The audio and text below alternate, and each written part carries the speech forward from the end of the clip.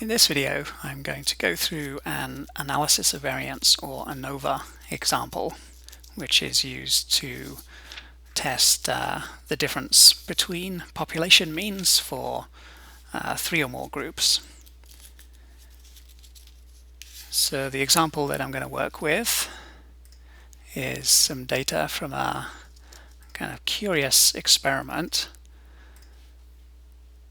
where we have 22 subjects, and the researchers measured the phase shift for a circadian rhythm. So the idea is when people travel across time zones, they often experience jet lag. And it's all to do with people's circadian rhythms and to do with when people experience daylight and nighttime. And so this experiment, people had a light shone into their eyes to see if that would ever have an effect on their phase shift for their circadian rhythm, which seems reasonable. But also seems a little less reasonable is that some of the subjects, instead of having the light shone into their eyes, the light was shone onto the back of their knees. And there was some kind of theory that this would have an effect on their circadian rhythm. So that's what the data set is. And as usual, whenever we have a categorical variable, I like to turn it into a factor so that I can specify the levels. And in particular, whenever the experiment involves a control, which many experiments do, I like to put the control level at the end of the list. And in that way, when we do comparisons, we'll have the first level compared with the second level, and the first level compared with the third level, and the second level compared with the third level. So by putting the control level at the end, that will ensure that we'll have level 1 compared with the control and level 2 compared with the control. Okay, so let's do that. And then let's take a quick look at some descriptive statistics. So we can see the sample means and the sample standard deviations there in the different groups. And one thing to notice here is that the sample standard deviations are relatively close to one another. And that's one of the assumptions underlying analysis of variance, is that the variances in the 3 groups should be approximately the same. Let's take a look at a graph of the data. So here we have a strip chart, and we've got standard error bars here coming out of the sample means there for each group. And we can see that is the response variable here. The response variable tends to be a little bit lower for the eyes treatment compared with the knee treatment and the control treatment, and the knee treatment and the control treatment appear to be roughly the same in terms of the response variable. So that's what we're seeing visually, but we need to actually do a hypothesis test here to test this numerically, whether there's a difference in the means. So as we're doing a hypothesis test, we have to be careful to write out our 4 steps. First step, state the null and the alternative hypotheses. Null hypothesis is that the means for the 3 treatment groups are the same, and the alternative is that at least one mean is different from the others. So you've got to be a little bit careful there.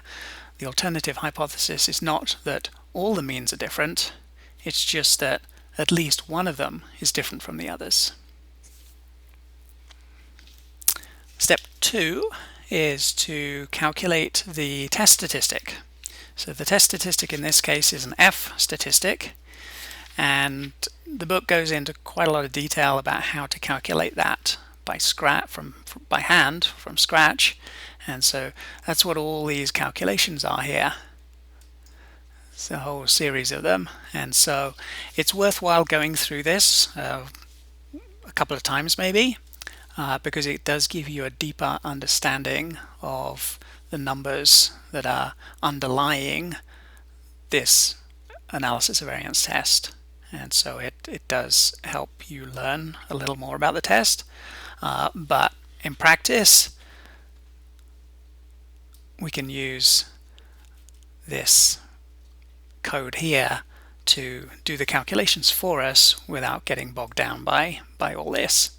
So that's what I'm going to do here, is I'm going to skip straight to the punchline, but as I say, it is worthwhile going through this in your own time. So to find the F statistic, we're going to fit a linear model. So we're going to use the LM function, LM for linear model. You can find out more about LM by reading through all this if you want to. And the LM function, it's very flexible and can be used to fit in a lot of different types of model, and we'll use it a lot in the rest of the course. The way that the syntax works is we use this tilde symbol.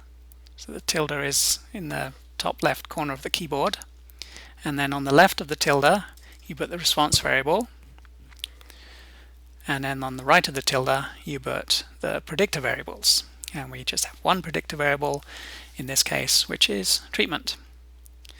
So we can fit our model, and then if I apply the ANOVA function to that fitted model, I'll get the ANOVA table, the analysis of variance table, and then the F statistic is right here.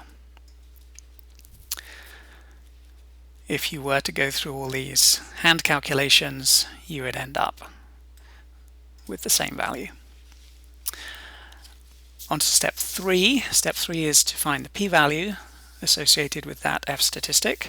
So the p-value in this case is the right-hand upper tail area to the right of the test statistic for an F distribution with 2 numerator degrees of freedom and 19 denominator degrees of freedom. And so we could calculate it by hand using this code, or we can just read it off the ANOVA table right there. So the p-value is 0.004472. And then step 4, make a decision, draw a conclusion. Decision rule, as usual, reject the null in favor of the alternative if the p-value is less than the significance level. 0.004472 is the p-value, and that's less than 0.05, which is the significance level we'll use for this test. So our conclusion is to reject, or our decision rather, is to reject the null hypothesis in favor of the alternative. And so our conclusion is that at least one mean is different from the others. So that supports what we were seeing in the strip chart here. It did appear that the mean for the eyes treatment in the population is probably less than the population means for the knee treatment and the control group. So that's how to do an analysis of variance in R, and in the next video we'll look at an alternative to analysis of variance, which we can use if the assumptions that underlie the analysis of variance F-test are not met. And so we'll talk about a non-parametric alternative called the Kruskal-Wallis test in the next video.